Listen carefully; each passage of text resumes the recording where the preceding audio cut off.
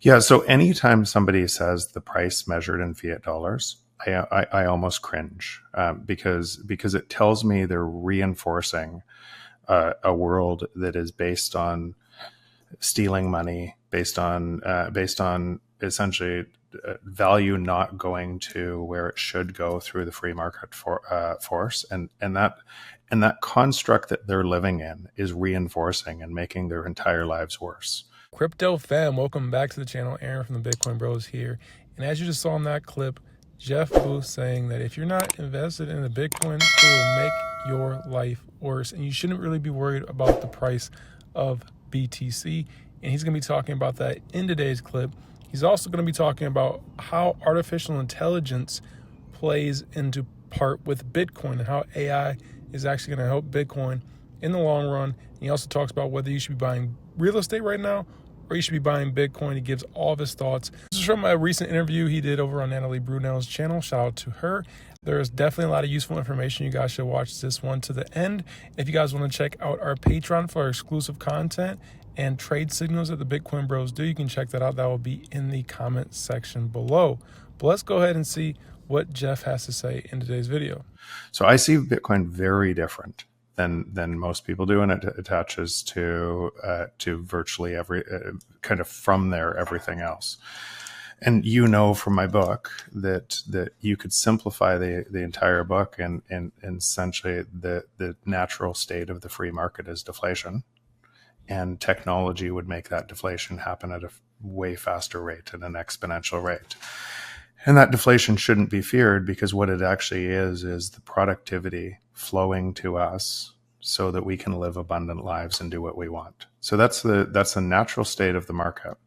And that means anything that stops that, not from zero inflation, but from the implied rate of deflation, which would today be probably -5 or -6%, anything that stops that is not an economic system. It's not a political system. It's a control system that gains its strength from stealing from you.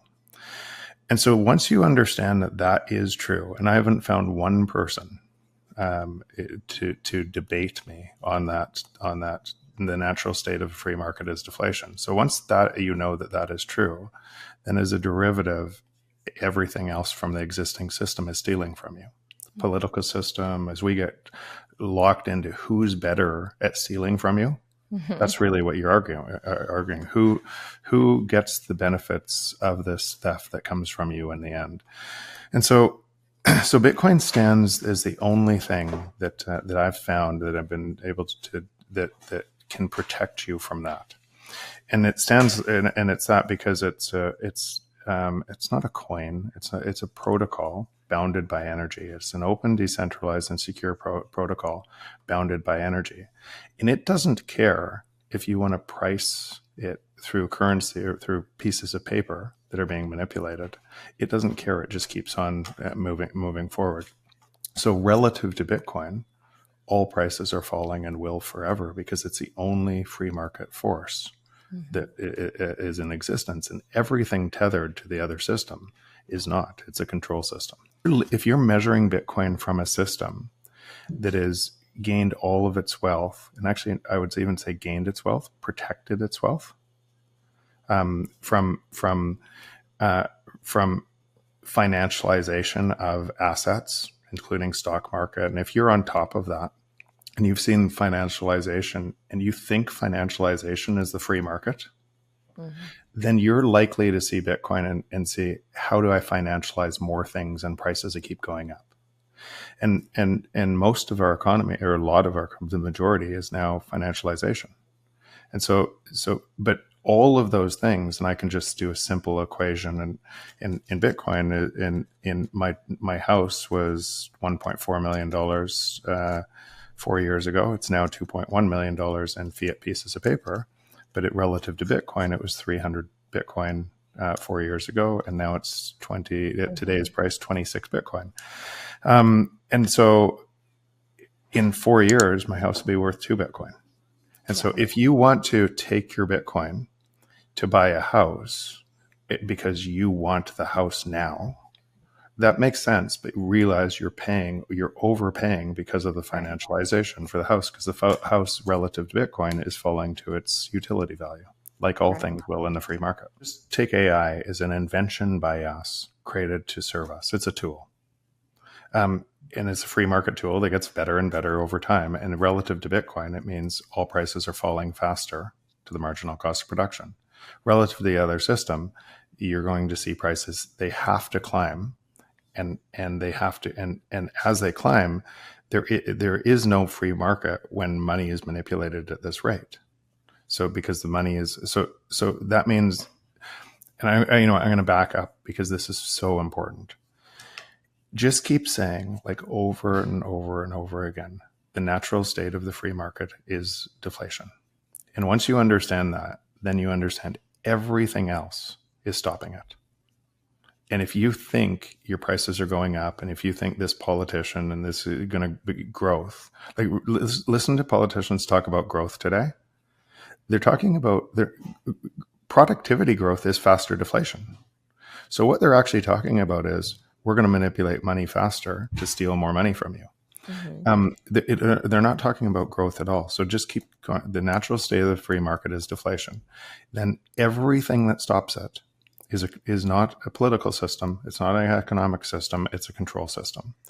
And it's so critical. Now, why that's important in AI is, as AI moves faster and faster, which it inevitably will, exponentially, and it merges with robots that can do anything that you can do way better, faster. The business that hires that brings in robots that you say you won't use because they're removing labor, you will use because it's cheaper for you. You will use it. And if a business doesn't use that, they will go broke because you will choose differently. So if your choices are driving this to lower and lower prices, shouldn't you benefit in an economic system that is repricing that and sharing that abundance with all people on earth?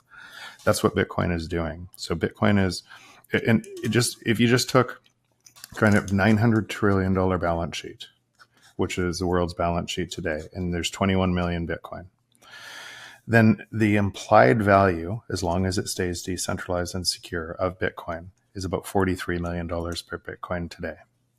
But that $900 trillion, because you just 900 trillion divided by 21 million, all it has to do is stay decentralized and secure for in time that to be true. It's repricing the other system. But $900 trillion balance sheet today has $400 trillion of debt against it.